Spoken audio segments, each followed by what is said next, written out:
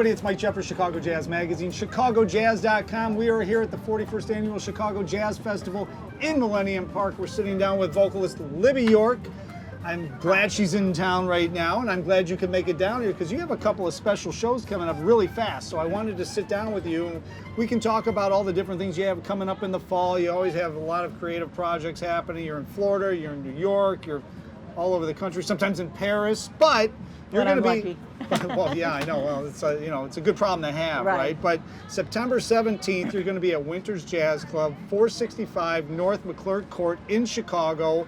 It's a special show, I believe, and that is a birthday show. It's a birthday show, and I don't quite have my mind around the actual number, so we're calling it a diamond birthday. Sounds good. I noticed Diana Ross is doing the same thing. There's an ad for Diamond Diana. I thought, okay. It's the same thing.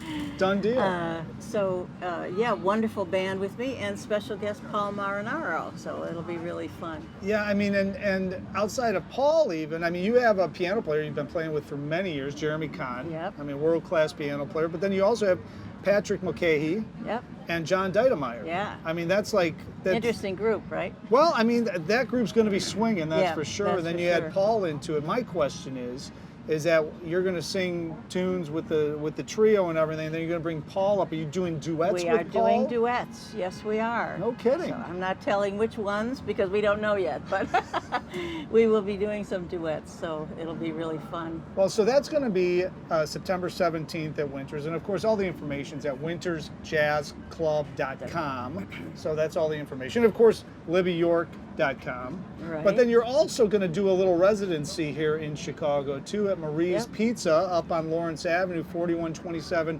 West Lawrence in Chicago. That's going to be every Sunday starting tomorrow night. This won't drop then, but the next Sunday you can catch her. So she's going to be up there every Sunday throughout September. And that's going to be really fun. Sunday night, 6 to 9 at Marie's. Good music, good pizza.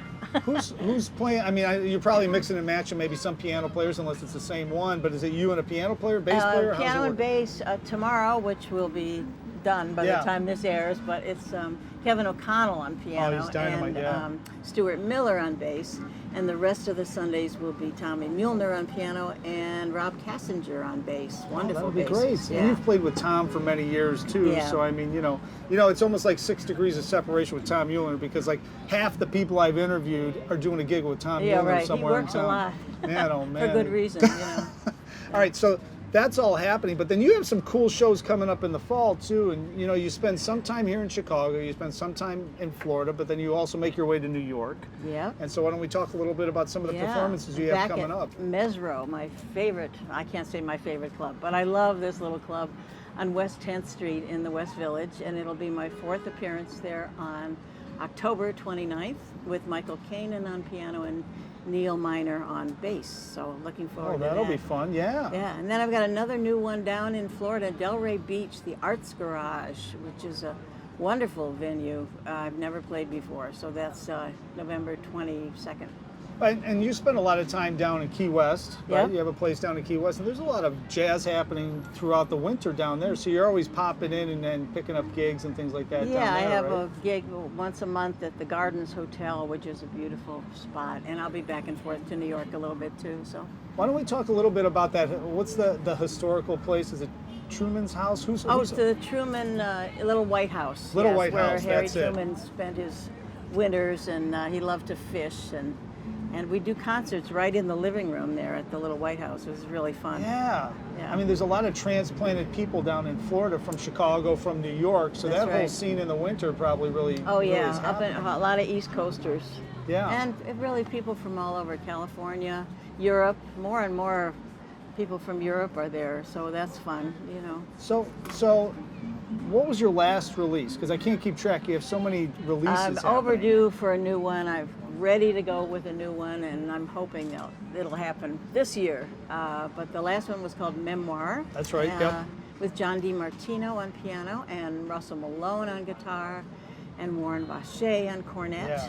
Yeah. So couldn't find anybody good. But I mean, you have a real strong swinging sense, but then you also I mean, the way you sing ballads is very unique as well, I think. I mean, what draws you? I mean, what's kind of like your conceptual ideas when you're putting a set together? I mean, Oh boy. because you can draw from so many different Yeah. different things I was for your just repertoire. doing this today, you know, the quest for the perfect set, you know, Yeah. like musically and emotionally, and yeah, I love lyrics. I love good lyrics, and I love doing a slow ballad. I saw Carol Sloan at Winters Oh, yeah. when she was Yep. here.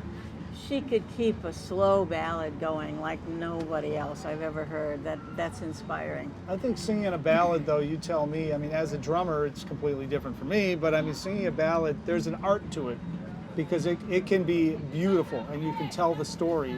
Or if you don't really understand how to do a ballad correctly, It can be very long, not beautiful. very long and very slow. I'm glad you said that. So is that something that you consciously have worked on over the years? I mean, I know we're talking about ballads, but I mean, is that something that as a vocalist you have to like practice? I think for me it's just been part of the process of learning how to relax in front of an audience and really be present in the lyric, and not be afraid to do a slow song. You know, I love to do swing songs Sure. too and swing like crazy, but it seems to me doing a ballad does carry with it its own risks and its own reward, you know. There's a lot of space.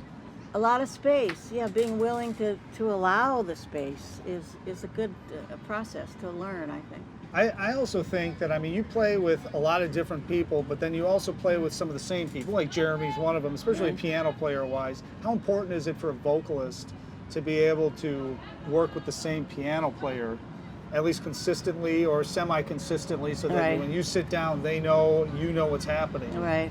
It's wonderful to be able to work with the same people repeatedly, obviously, because you get to know each other. He can anticipate what I'm going to do, and I kind of can anticipate what he's going to do. At the same time, traveling, I've worked with a lot of different people. And it's good to be able to just, you know, put your chart in front of the band and direct the band and say, you know, count the tempo and be able to do it with people maybe you don't know very well or have never played with before. Yeah. So they're both interesting situations. Of course, it's great to play with the same people that you love. But you know, you've played with so many different people, but I mean, you know, because you're so seasoned and out there and have been doing it for so long with so many different players and stuff, you must have to adjust to them, right? I mean, if you're like, yeah. okay, now I know what's happening here. Oh, absolutely. There we go. Yeah, every time you're with somebody new, it's kind of like getting to know each other, you know. Yeah. But that's something I love so much about this music is my interaction with the musicians, you know, the other musicians. Right. So, you know. Right. So I always want to ask this question. I don't think I've ever asked you this question, but like, you know, you're coming up, you're playing gigs, you're sitting in, you're starting to do different things. Was there like one gig or one concert or something that you played and you said, you know what, I can do this as a profession. This is like it. I'd say that's been a process. Has it? You know, little by little, I've learned that, okay, this is something I do. This singer is actually me. And yeah, there's some things I kind of feel like I'm getting the hang of after 4 decades. I didn't start singing professionally till I was 35. So, Right, yeah. you know, that was a stretch at that point. But there had to be one thing that all of a sudden you've been sitting in, you're doing stuff, because you were in New York, I think, right? Yeah, I started in New York, really, and so worked with some of the best people around, and some of whom I still work with. Neil Miner, the bassist at Mesro, he and I worked together when he was like really young, you know, and now he's like a grown man. And I haven't aged a bit, of course. Well, no, of course not, You you know, know. that's very cool.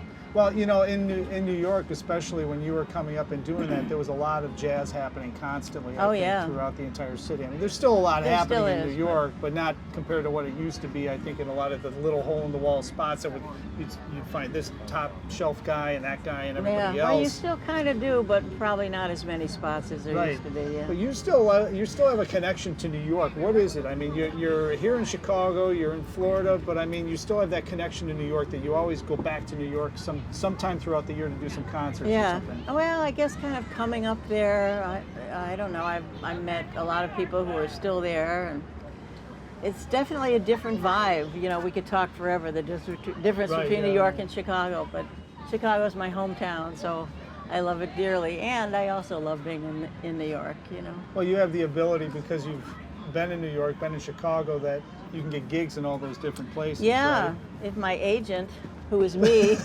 keeps on it. And that's still a process. I think a lot of people, you know, they see Libby's schedule, or they see anybody's schedule and say, oh, she's playing in New York again, she's doing this, she's doing that. They're usually, I don't know, you tell me if I'm wrong, they're usually not calling you, you're calling them to remind them, hey, you know, I'm still available, I'm still let's here. do something. Yeah, a lot of singers, a lot of musicians, just we book our own gigs, you know. So it's a specialized skill that's very different from the music skill. Oh, yeah. But yeah, people often ask me, do you have an agent? And I go, yeah, it's me. Yeah. Well, people ask all the time, like they'll call and ask, are you an agent? Or there's not a lot of booking agents left in, I mean, There's for no this money kind of in it thing. for Yeah, there's nothing, no you know? money. I mean, especially for this kind of a thing. I mean, you know, Right. if you're John Mayer, Yeah. there's an agent that say, Right. hey, absolutely. But I mean, you know, for something like this, so it's a lot of independence. Everybody's in business for themselves as a musician, I think, Right. and pushing it out there. And I just think a lot of people that are watching this don't realize that, you know. Definitely. It's the way it is. I mean, no matter what city you're in. Right. Yeah. So now let's talk about Winters, because this is going to be very cool. And I always like to point out all the specifics so we can make things completely simple for people to go to Winters, because, you know, they're sitting at home watching Talking Jazz on their computer going, Right. oh, that looks great. But all the way in Chicago, Winters Jazz Club, Scott set the Winters Jazz Club up as an intimate room specifically for singers. Yep. And when you're there performing, that's got to be a unique room that you're in. It's a listening room, but it's set up for singers. I mean, singers. talk a little bit about the room, and talk about the ambiance, and talk about the intimacy of the whole Right. thing. It's funny. I knew Scott when he was still living in Michigan, and he was saying, I want to open a jazz club. And he said, oh, yeah, right. But gosh darn it, he did it, you know. Yeah. And so I think he's in his third year now. Yep. And sure, it's a beautiful room for a singer, you know, and people really listen. So that's what we want. Yeah, and it's set up, it's right on McClurg in Illinois, and basically what I always tell everybody is when you come up to McClurg, it's about a block a block west of the lake, of Lakeshore Drive, right there. Easy parking, Spot Hero Park was, you can find parking for like $12 around there, you know, in the Right. evening and stuff like that. But it's right around the corner, so it's on the back side of that, on the other side of Illinois, so McClurg in Illinois. But the cool thing is that you can have a glass of wine, you can have a cocktail, you can hang out, you can look at the water, and then jazz Right. starts happening. So Yeah. he really kind of planned it out pretty nice. And every time I've heard, especially a vocalist there, you can hear all the nuances Yeah. of the band and the vocalist.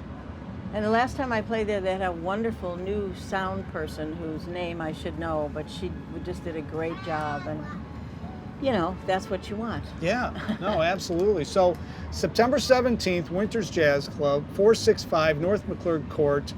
A very special diamond birthday party happening, right? Jeremy Kahn, Patrick Mulcahy, John Dietemeyer, Paul Marinaro is going to stop by, have a Manhattan, stand up on stage, sing and croon and do everything And with bring you. diamonds, don't forget, bring And diamonds. bring a lot of diamonds. And then, of course, every Sunday you're going to be at Marie's Pizza, 4127 West Lawrence Avenue. Great pizza. Nadine's got a very cool scene happening up there on Sunday night. So Good you've got cannoli, too. it's the place to go eat Right, for right. sure, you know. And it's on the north side, so I mean, come down. But the 17th is going to be a completely different kind of a show than what you're doing yeah. on Sundays. Yeah, definitely. So I would suggest hitting all of them. Good. Thank you. I'm glad you suggest that, Mike. Every once in a while, I have a good suggestion, you know. So, Libby, thanks so much for stopping in. Thank Of course, you, Mike. LibbyYork.com for all the information on Libby, keeping up to date on her schedules, any new releases. Of course, she'll let us know, and we'll have her back on the show, or we'll do something in the magazine too, in the digital magazine. And you can see all of these shows at ChicagoJazz.com, ChicagoJazzMagazine.com, our podcast, Chicago Jazz Audio Experience, on all the different platforms. I think I covered all of my plugs. I think you're very good at this, Mike. I've got it going. You do it enough, you just keep talking. So thank you so much for watching, Libby. Hopefully everybody will see you at some of these gigs that you have I coming hope up. so. See you soon. Yeah, and hopefully I'll see some people down here at the fest this weekend. And if I don't and she doesn't, then hopefully we will both see you somewhere out on the scene.